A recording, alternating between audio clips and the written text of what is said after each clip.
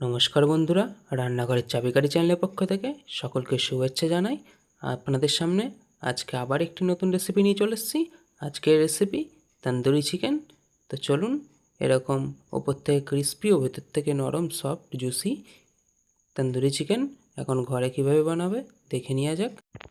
তার জন্য একটি পাত্রের উপরে একটি ছাঁকনির মাধ্যমে কিছুটা টক দই নিয়ে নিয়েছি। এটার থেকে জলটাকে ঝরিয়ে নেব।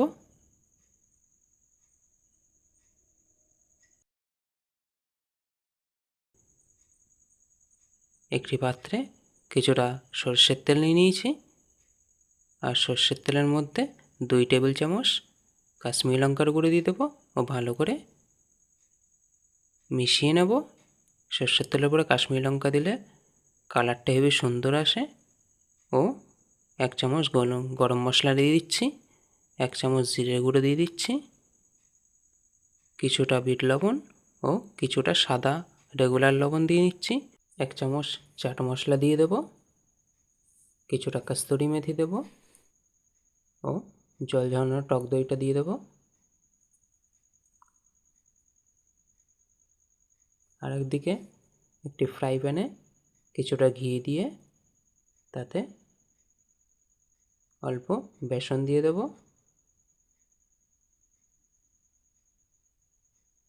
বেসনটাকে ঘিয়ের সাথে ভালো করে মিশিয়ে নেব।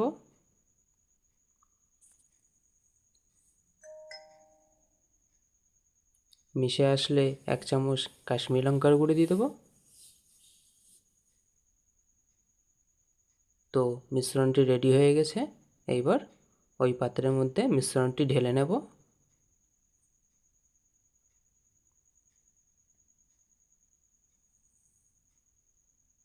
এরপর মিশ্রণটিকে সুন্দরভাবে ভালো করে মিশিয়ে নিতে হবে।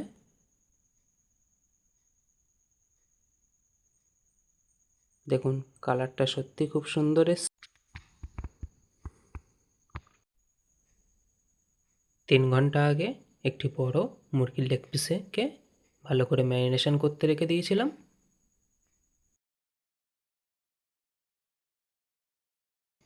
আদা, কাঁচা লঙ্কা ও রসুনের পেস্ট তৈরি করে সামান্য লবণ ও লেবুর রস দিয়ে ম্যারিনেশন করে রেখে দিয়েছিলাম। সেটাকে এখন এই মশলাটা দিয়ে সুন্দরভাবে আবার ম্যারিনেশন করে নেব।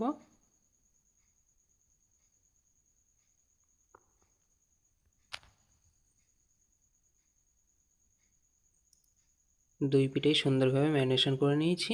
এরপরে একটি ফ্রাই প্যানে কিছুটা বাটার দিয়ে নেব।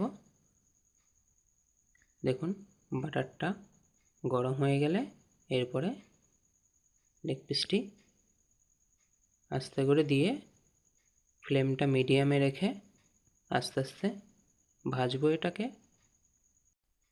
ম্যারিনেশনের পরে কিছুটা মশলা বেঁচেছিল, সেটাকে উপর দিয়ে একটি ব্রাশের মাধ্যমে সুন্দরভাবে লাগিয়ে দিচ্ছি।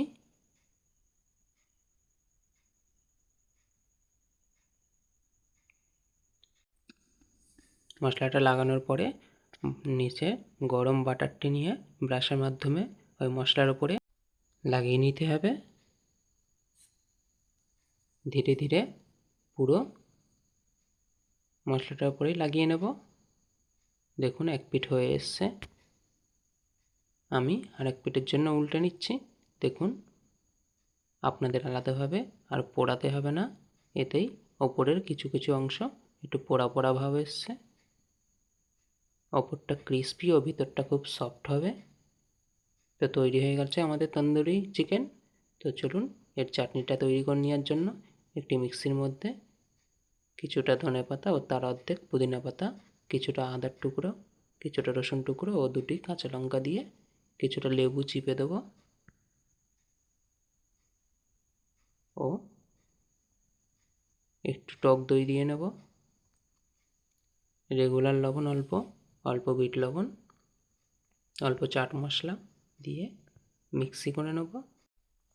তো চলুন, আমাদের রেস্টুরেন্টের স্টাইলে চিকেন তন্দুরি রেডি হয়ে গেছে। যদি ভিডিওটি ভালো লেগে থাকে অবশ্যই চ্যানেলটিকে সাবস্ক্রাইব করে পাশে থাকবেন।